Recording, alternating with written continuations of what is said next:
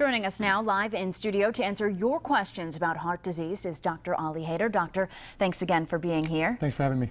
So our first question comes from a viewer. It says, heart disease runs in my family. At what age should I begin paying attention to my heart health, and what tests should I have done regularly? Sure. Family history is obviously a very important risk factor for cardiac disease. We know that patients who have first-degree family members who've had heart attacks or strokes, particularly at a younger age, in their 40s or 50s, that is a higher chance of sort of transmitting those risk factors that sometimes are unmeasurable.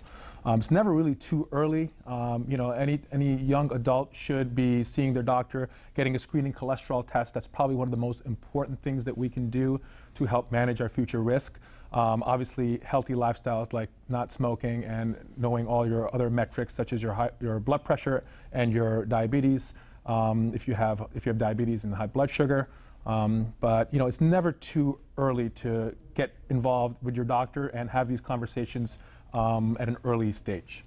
Okay, our next question: does high blood pressure damage or impact my arteries, even if it's managed by medication? Sure. Well, blood pressure is definitely a very important risk factor, and recently the blood pressure guidelines have changed and become a little bit more aggressive because we know that even a slight elevation in blood pressure can have a negative effect. People on medications, obviously, if your blood pressure is controlled, that incidence can be decreased. However, even patients with blood pressure that's managed on medications, their risk is still going to be a little bit higher than the general population. Also, it's sometimes hard to know how well blood pressure is managed. When you go into the doctor's office, you're getting one reading. That may not reflect what's going on a daily basis in your regular daily lives. So you have to be a little bit more aggressive and not be complacent thinking that, oh, my numbers are good, my blood pressure is controlled. You still got to focus on all the other features and the lifestyle modification. Okay, our last question for you. Does my level of stress or anxiety increase my risk of heart complications?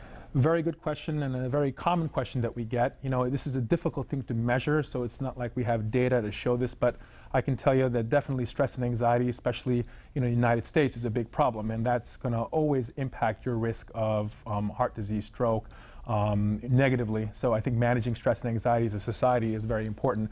Depression, anxiety, we know is linked with heart disease, so it's something that should not be left unmanaged. Okay, Dr. Haider, thank you for joining us tonight. Thank you very much. And if you have questions you would like to have answered, you can still email them to us at reported@wwlp.com. February is Heart Health Month, and we will continue to keep this conversation going and get you answers.